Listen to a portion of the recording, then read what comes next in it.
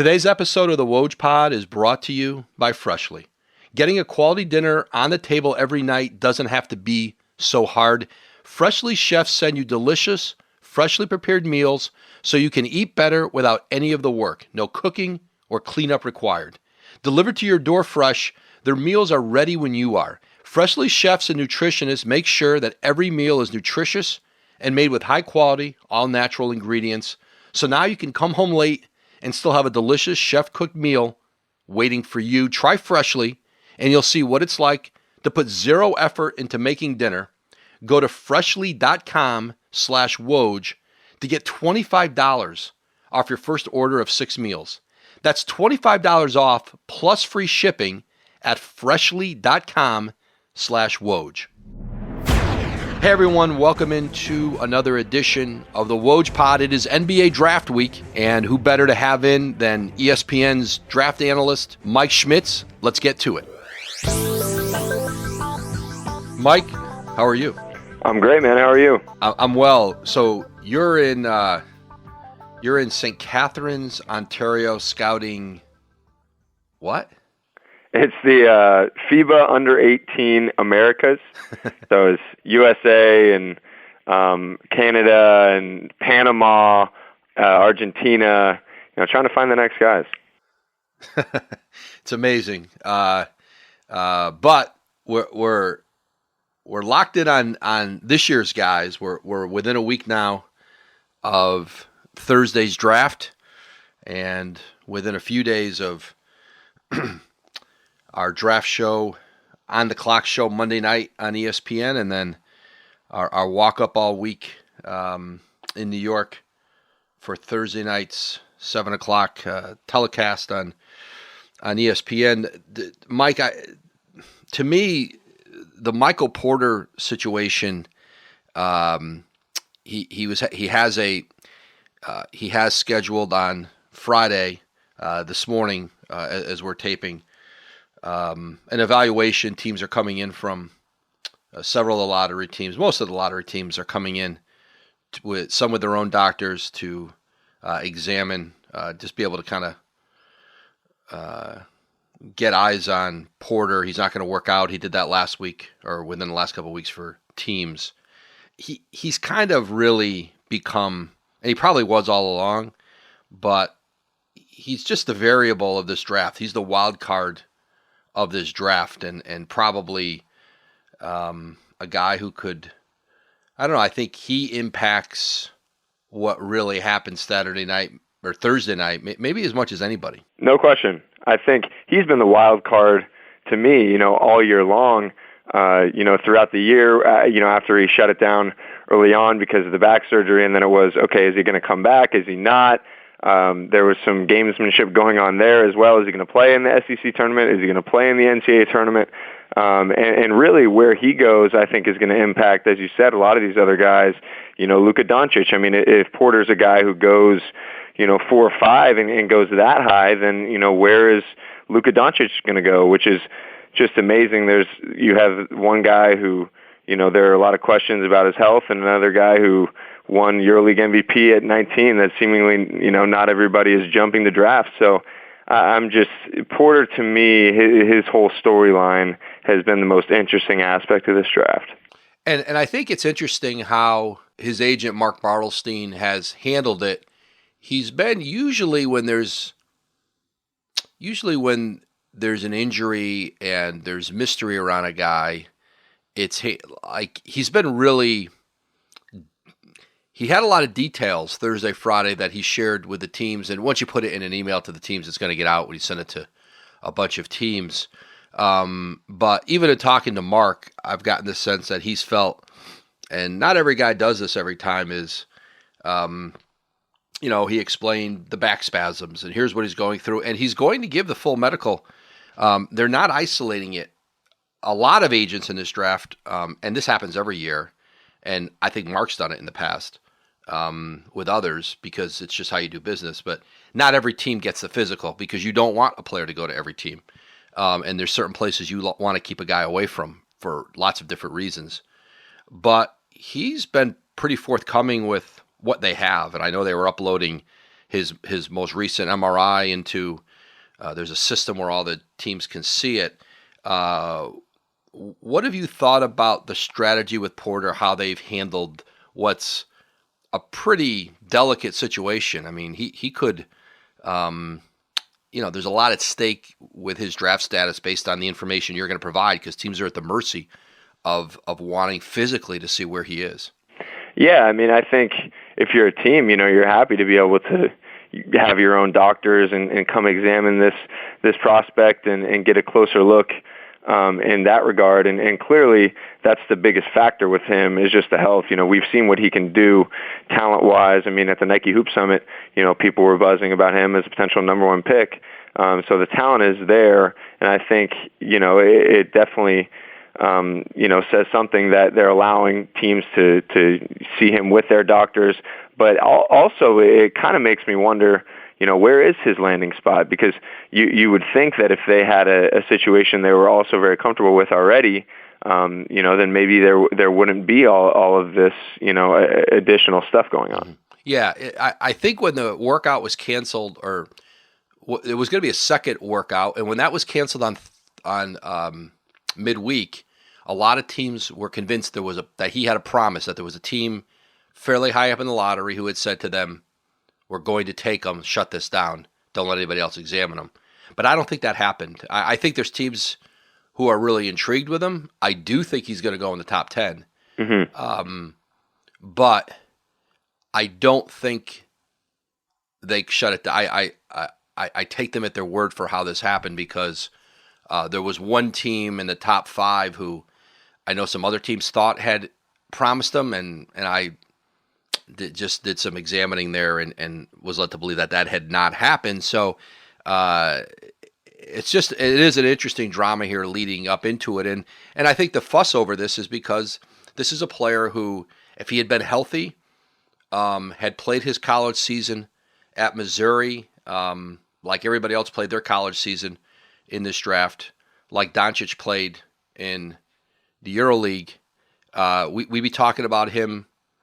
It probably would be 1, 2, 8, and a Porter. Do you believe that, Mike? Yes and no. I mean, I think he has the potential to be that. But then I also look at a guy like, Scala BCA, who, at that time at Nike Hoop Summit and really that time of year, people were buzzing about him as a number one pick as well.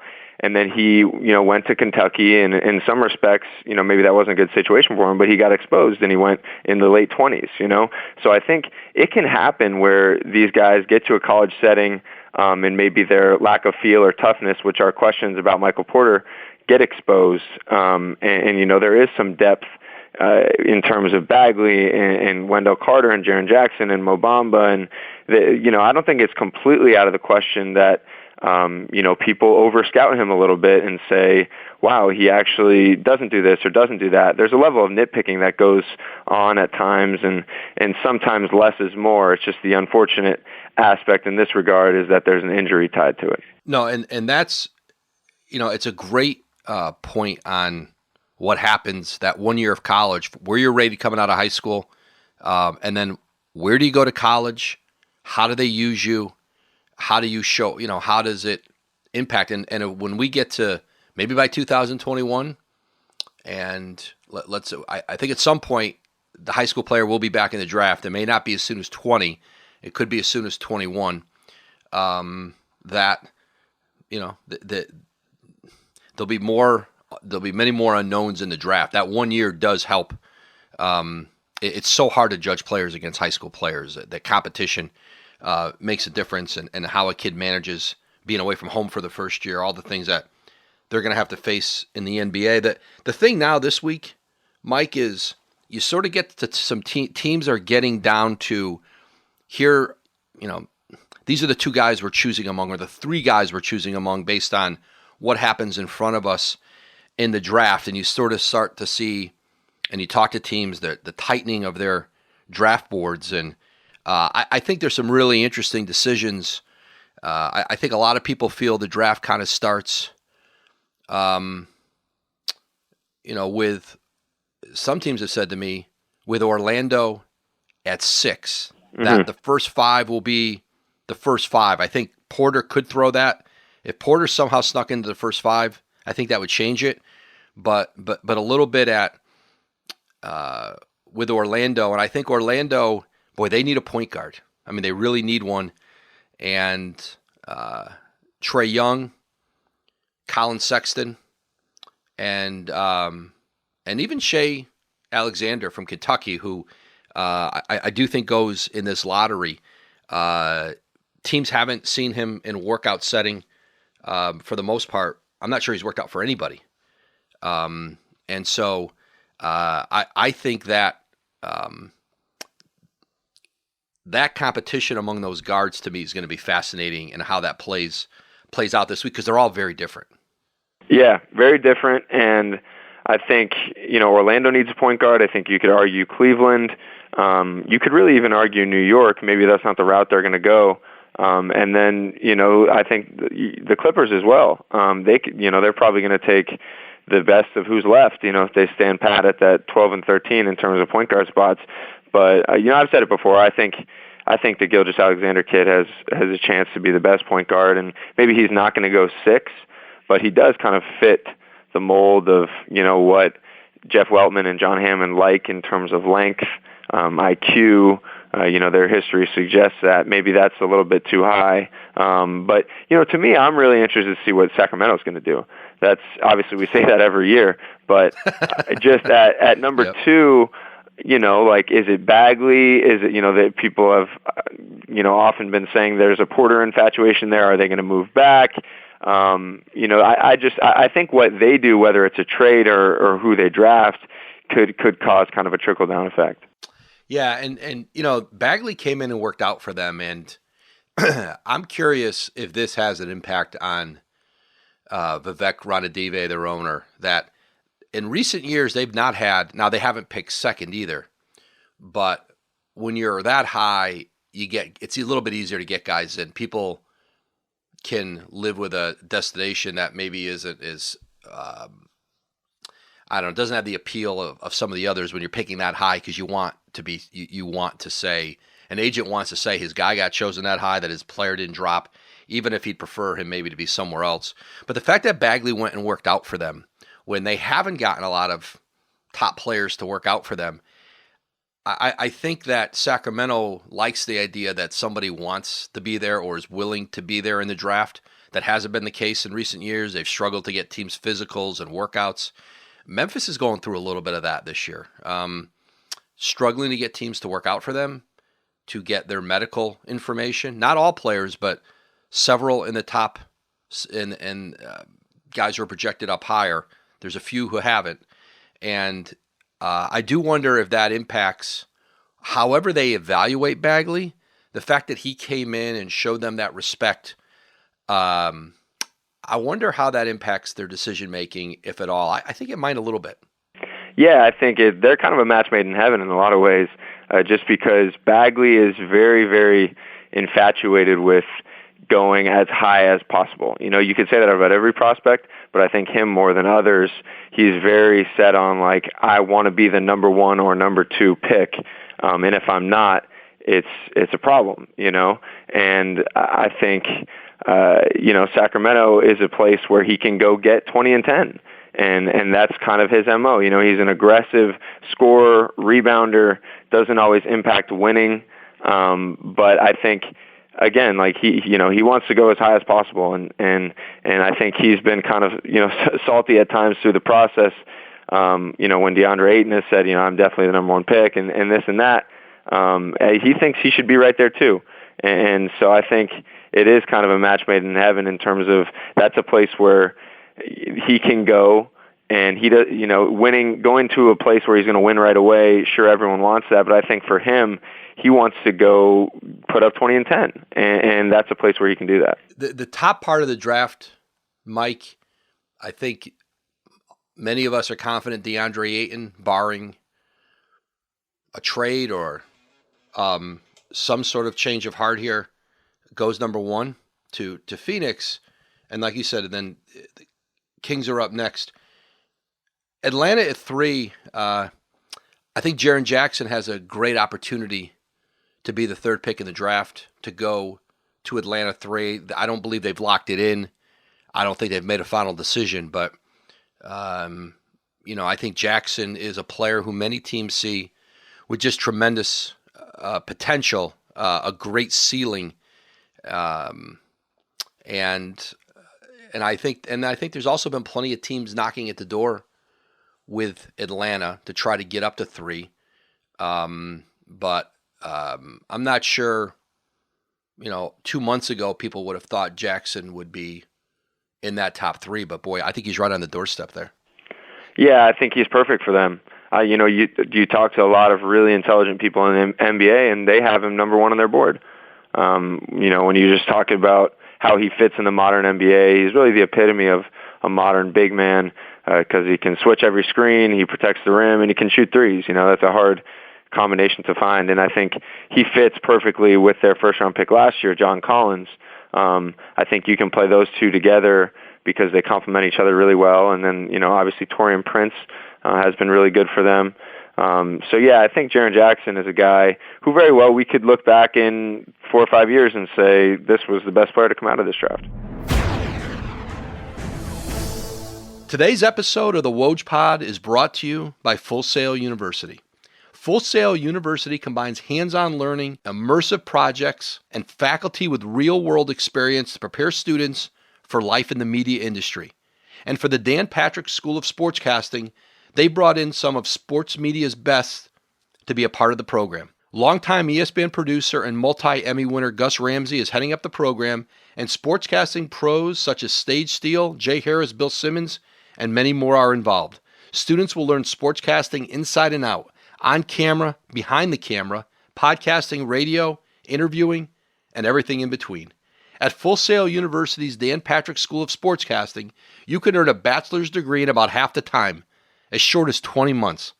And you can choose to earn your degree online or on Full Sail's campus in Orlando, Florida. To learn more about Full Sail University's Dan Patrick School of Sportscasting, go to fullsail.edu/Woj. That's FULLSAIL.edu/Woj. Mike, who's the guy, would you say, maybe in that top 10, top 8, who's being overanalyzed right now, who people are overthinking it with based on your conversations with teams? I think it's Luka Doncic for sure. I don't know what else this kid has to do, to be considered even a top 5 pick, let alone, 2, 3, 4, 5 in that range.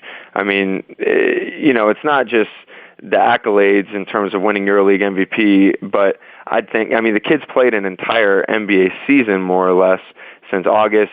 He scored 27 points against Kristaps Porzingis and the Latvian national team. He did it against Spain. He did it all year in the EuroLeague and the ACB. His team is in the finals now in the ACB. I think people are just nitpicking this guy when really, to me, he's the safest pick in the draft. So I don't know. I get the infatuation with length and all these bigs, but watching the playoffs and watching the way the game is going, like, wouldn't you want a 6'8" playmaker who can shoot it off the dribble and make every pass and push in transition? I feel like oftentimes we get stuck back in, you need the best big available, and then people are forgetting, like, okay, we should watch the way the game is being played right now. And I've heard plenty of executives, you watch the Final Four of the NBA, you watch the finals, and you're right, there is a run. There is such a talented group of bigs, but skill and perimeter skills is ruling the day in the league right now, and I think it's a fascinating choice here for teams. You're right, and Doncic, I think Dallas would love to get their hands on Doncic, and I think there was a time that Dallas thought they would maybe have to move up from number 5 to get him. And are you so sure Dallas would have to move up from 5 to get him in this draft? Could he be there for them? I think absolutely he could. We talked about, if Bagley's a guy who's going to go 2 and then Jaren Jackson at 3. I mean, it's hard to pass on a guy like Mo Bamba, There are interesting guys at the top of this draft. I think Mo Bamba is somebody who has killed the pre-draft process, which is no surprise to me because you have a guy with the 7'10" wingspan who can shoot threes and is as intelligent as he is. His camp has done an awesome job, I think, just in terms of packaging him and to these NBA teams. So you have these freaks at the top, and I think Doncic could very well be there for Dallas, which would be a match made in heaven, I think. Yeah, and I think you're starting to see now, as we get within a week of the draft, trade talks will start to get a little more serious. By Monday, teams will have a better idea. This is typically, in my experience, how it starts to play out. Teams start to get a better idea of who's really serious about trying to make a deal to move up or to move down.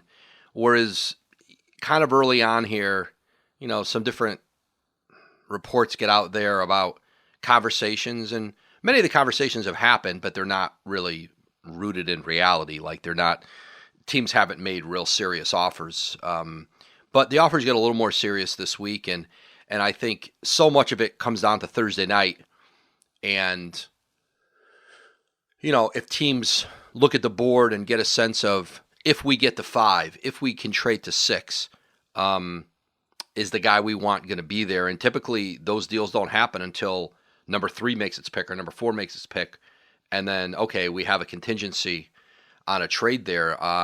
I think there's going to be a few this year. I think there's teams, who've targeted certain players and have put a value on them and said, we're going to get up, whether it's a Mo Bamba, whether it's Doncic, that they'd like to get up. I think the Clippers will continue to knock on the door in a few spots there. They have 12 and 13. But I also think they feel like they can get a couple pretty good players there. I think Robert Williams could be there for the Clippers at 12 or 13. And he was in working out for the Clippers on Friday in L.A.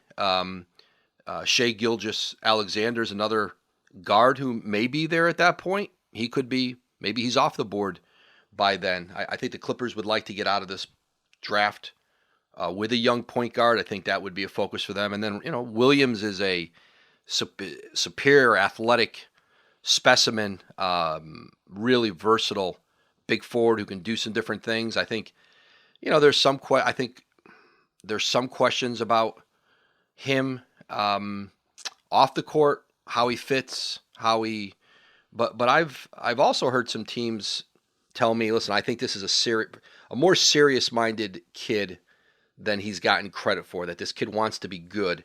And if he gets to the Clippers, if they think they can get, let's say, those two at 12 or 13, or, Lonnie Walker's a player who could very well be there for them. That's a young player that they've focused on too.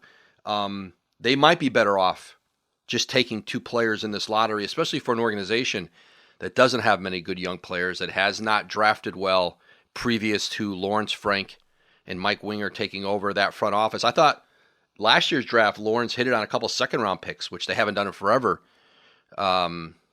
with the Clips. They're an interesting team, how they're going to handle this week. I don't think they move down, but I think they either stay where they are or they maybe even jump up to grab somebody else. Yeah, I think they're in position to get a couple really good players, as you mentioned, some names there. We get so caught up in, this is the top 6 or this is the top 7, this is the consensus here, this guy's a reach here. I think if you look back at every draft, maybe Donovan Mitchell is a little bit of an outlier, but there are good players who go behind, who go in the late lottery. There are Donovan Mitchells, there are Kyle Kuzmas, there are Jared Allens, there are OG Ananobis. So I think, it's crazy when people say, oh, this is the set 8 or whatever, these are the guys. I mean, it's an inexact science, and you do everything you can to know. But I mean, if you're in the Clippers situation, if you can get a Robert Williams at 13, I think that's a steal. I mean, that's, to me, a guy who's maybe I like to call it like an NCAA casualty, a guy who just wasn't put in a position to succeed. And I really do think he has a chance to, if in the right situation, become like a Clint Capella type. And another name I think is Kevin Knox, who's going to be in play. Yeah. Maybe not for them, but, potentially New York or Chicago or Cleveland.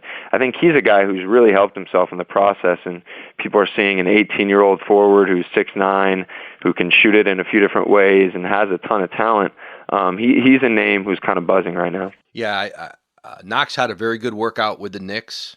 I think he turned some heads for them at number 9. The player for me, like sometimes you just feel like, I just hope that player ends up with that team, and I hope that team ends up with that player. Like just the fit, and I think it's setting up for that, is Villanova's Mikal Bridges at number 10. I think he's perfect for them. He's perfect for Brett Brown. And, he came up to Bristol when he made his announcement that he was leaving school and headed into the draft, and his mom came up with him. And I think some people know this, but to me it's really interesting. I don't know, it's interesting to me. His mom is the human resources director for the Sixers and the Devils because they're owned by the same group, and I think they share a lot of that upper management.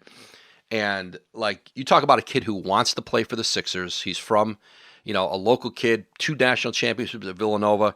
I mean, he had a locker in the building, a few games a year, and he fits them perfectly. And to me, he's a Brett Brown kind of guy. And Philadelphia has had so many picks here in recent years where, for lots of different reasons, and some worked out obviously very well, where guys weren't ready to play and injuries and, kept guys on the shelf for a while. I mean, Bridges to me is a young man who comes in, plays, can play both sides of the ball for you right away, complement the guys they have. And I think that one is set up pretty well. I think the Sixers really like him. I know he wants to play for the Sixers. I mean, it's a dream come true for a Villanova kid, for a mom, be able to see your mom around the facility during the day. I like the chances of that marriage happening. Yeah, for sure. And I think if you take into account, Brett Brown is going to be involved in this decision. And he's a guy who was just in an important couple playoff series, and he wants guys who can play. There's a different mindset between a coach and a front office. Oftentimes, as he wants guys who he's thinking, okay, we need another wing defender. Like I'm looking at the playoffs last year, we need someone who can step in and guard on the perimeter and make a shot. And here's our guy. There are some more interesting names who maybe have more upside at that pick. But I think when you take into account the Philly ties, Brett Brown's involvement, the fact that he fits what they're doing, I think you're right. I think that's a pick that makes a lot of sense for both sides. Mike, I'm going to bounce around to a few different names a little bit later in the draft. One guy, Mitchell Robinson, 7-footer who did not play college basketball, enrolled for a short time at Western Kentucky, and then left, is in the draft. And he hurt his ankle in a workout about 10 days ago. I'm told he'd like to try to get back on the floor for some teams this week if the sprain heals in time. He could be he could pop it late in that first round. He is a talent. He is a remarkable physical specimen. I think he needs to be in a situation where there's going to be some mentoring. Did not come from an easy background. I think there's some challenges for teams with him. But that's the kind of guy you see sort of pop into the back of the first round, especially, a playoff team, a really good team who has veterans who can take their time with him. And I know you guys have seen him, you and Jonathan Gavoni have seen him work out. You've seen him up close. What could he be? He's a physical freak. I mean, he's maybe the most, save DeAndre Ayton and Mo Bamba. You could put him third in terms of how physically gifted he is. I mean, he's 7'1" with a 7'4" wingspan. He has the feet of a guard. I don't even think he knows how good he can be. I see him as kind of like a, Willie Cauley-Stein type of guy. Who, obviously Willie hasn't quite reached his potential, and I think a lot of that has been due to, not always wanting to be the type of guy he needs to be in terms of running the floor and catching lobs and blocking shots. And I think you see some of that with Mitchell Robinson also. He's a freak. He can catch everything. He can block everything. He can switch everything. But you go watch him work out, and they're, sprinting him off of screens into three-pointers and doing ball handling. And while that's nice to show you have that touch, I think, making sure that he knows who he is going to be important. And that's where, as you said, putting him in a situation where this is what you do. Run the floor, block shots, switch screens, catch lobs, be with veterans. And I think he could be a complete steal if he goes to the right situation. Now, if he goes to a losing team where there's no guidance, he floats, and he needs mentorship. As you said, the upbringing was tough. Obviously, with Western Kentucky, it was an interesting situation. He was on campus, he was off campus. Where in the world is Mitchell Robinson? Is he going to college? Is he not? But I mean, I've seen this kid in the EYBL against DeAndre Ayton, against Mo Bamba, against these guys in this draft, and stand toe for toe with them completely, and oftentimes outplay them. At Jordan Brand, at McDonald's, I mean, he's every bit as talented as some of the guys in the top 10 of this draft. It's just there are some red flags. A guy at the opposite end of the spectrum, 4 years in plain view of everybody, Grayson Allen from Duke. I've gotten the sense, listen, I think it's hard for a player who everyone has seen so much of over 4 years, like Allen, to really change perceptions or have his pre-draft process impact things. But I do think, despite all that everyone has seen of Allen, he has helped himself here in his interviews, in his workouts, his pro day that he had, which I don't know. I don't put much stock in. I don't think you do, where teams put a great deal in. But it all adds up a little bit, and I think Allen's in this first round. Yeah, he's, to me, he's very misunderstood. And I get it with, the tripping stuff and all that aspect people didn't like. But to me, I see a competitor. I see a kid who wants so badly to win that maybe he put too much pressure on himself at times. But I think he has potential to be a killer. I really do.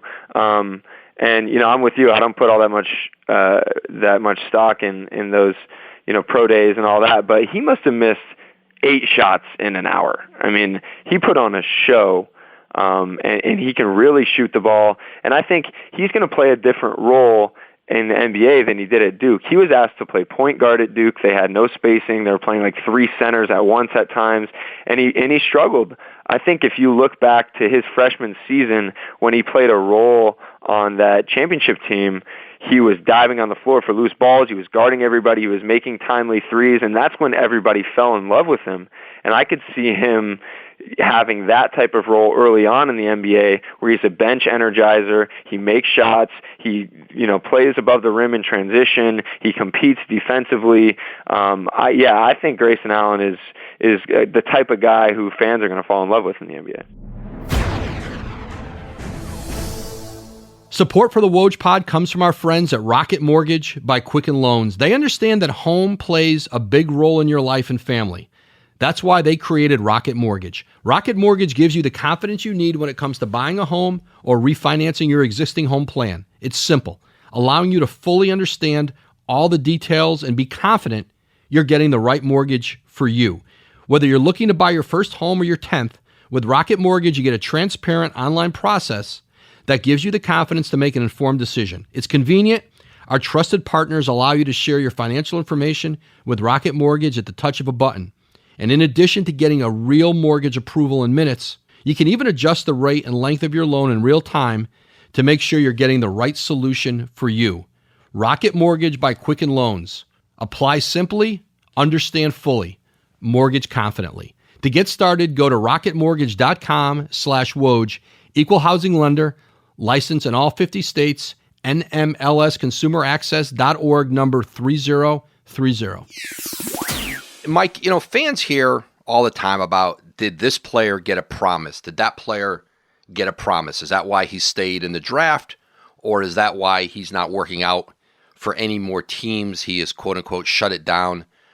Explain to people the motivation from a team perspective and then from an agent/player perspective of making a promise to a player and then doing, kind of then following up with, again, either you're not working out for other teams or you're not sharing medical information with anybody else.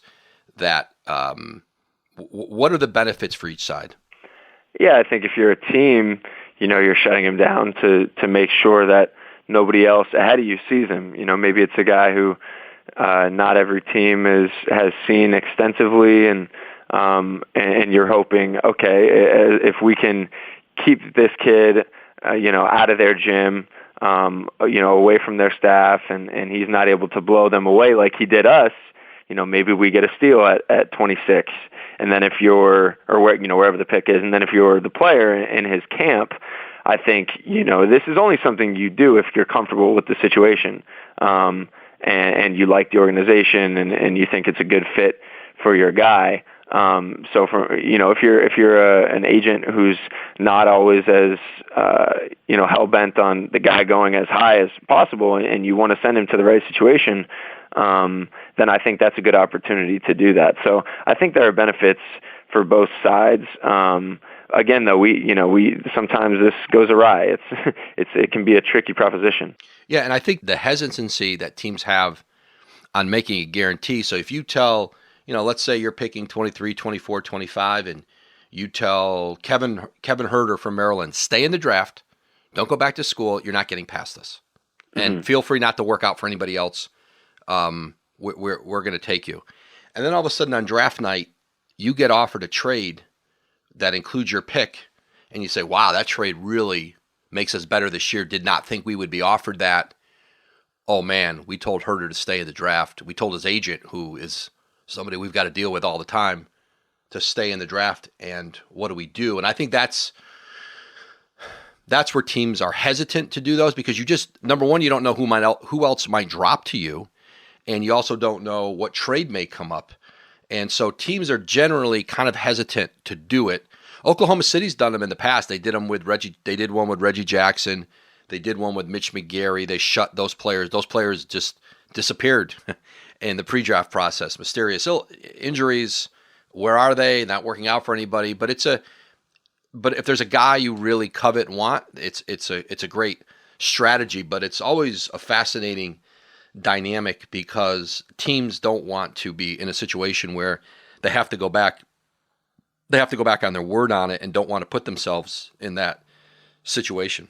Yeah, I think it's interesting to kind of use as a tool to get guys a year before their draft stock is going to be at peak. So now with the testing the waters process, I think, if you're a smart team, you bring in as many guys as you can through workouts who are just testing the waters. You bring them in early.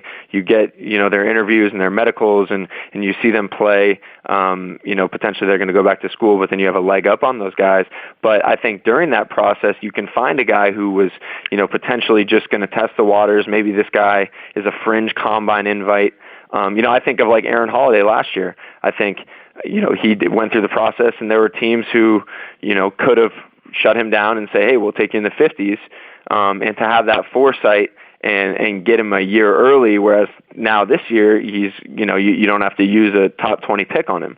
So I think that's where it gets interesting, is being able to kind of shut down those testing the waters guys who are probably going to end up, in the top 20 or even the lottery the following year. Yeah, the year before Kristaps Porzingis came into the draft, Orlando had 2 lottery picks, and they told him, if he stays in the draft, we'll use our second pick with him. Don't work him out for anybody. We'll take him. And Porzingis thought about it and was presented with that idea. And Porzingis' thought was, I'm not ready to play in the NBA yet. I want another year. It's not necessarily about me getting drafted in the lottery. I want to be ready to play when I come to the NBA. And poor Rob Hennigan in Orlando, like how different things could have turned out. Let's say they get Porzingis in that draft. Things might be different, right? I think they took Elfrid Payton with that pick. Yep. And then the next year, he's in the draft. They're drafting high. They've got 5. New York's got 4. They end up with Hezonja, and New York takes Porzingis right in front of them, and but close doesn't count. Yeah. And I thought, man, a lot of people thought Hezonja was. There are people in the NBA who thought Hezonja was a better prospect than Porzingis. That's right.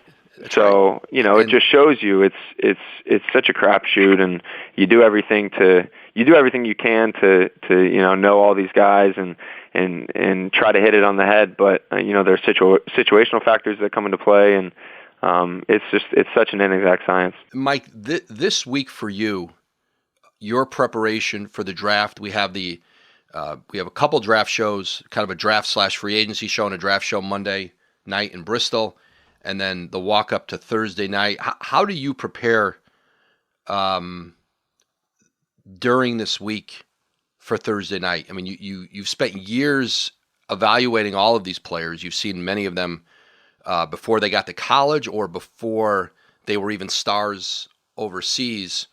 What are your final days like leading up to draft night? Yeah, it's just kind of gathering your thoughts and, dotting some I's, crossing some T's. But as you mentioned, I mean, our work is really done in the years prior. Our work is done during the season, going to watch these guys, talking to coaches, talking to AAU people, gathering intel, watching film. So most of that work is really done. So that's what makes the draft so fun for us. I mean, we've done everything we can. We've seen all these guys. We've talked to everybody we need to, and we don't have a pick. So we watch it unfold, but there's still some things to be done here, and have a few last minute videos that we're gonna finish up, and some more content to produce. But yeah, I mean, most of our work is done. When these guys are in high school and then in college and then throughout their seasons, it's really just kind of, making sure you're not missing on anything, and having all your ducks in a row. And what'll happen Thursday night? There'll be some international player taken at 48, 50 the second round, and I'm going to turn to you and Gavoni and go, how do you spell that? How do you say that? Is he any good? We got to make sure we don't miss anyone there. But I think we're well equipped. Yeah, I know you are, and I know you'll have the answer. You'll tell me about watching him when he was 15 in a tournament in Belgrade, and so I know exactly how that's going to go. But Mike, looking forward to spending a lot of time with you this week. We'll be together Thursday at 7 p.m. on ESPN, the NBA draft, along with Reese Davis and Jay Billis. And Chauncey Billups and our whole group. Looking forward to it, Mike, and I'll see you in Bristol on Sunday night, I think. Sounds good, Woj. Thanks for having me, man. Thanks for listening to this episode of the Woj Pod. A big thank you to today's guest, ESPN draft analyst Mike Schmitz. Remember, you can subscribe and listen to new and archived episodes of this pod wherever you get your podcasts. You can find us on Apple Podcasts or wherever you get your shows. A big thank you to today's sponsors, Freshly and Full Sail University. Be sure to support them the way they support us here at the Woj Pod. We'll catch you next time.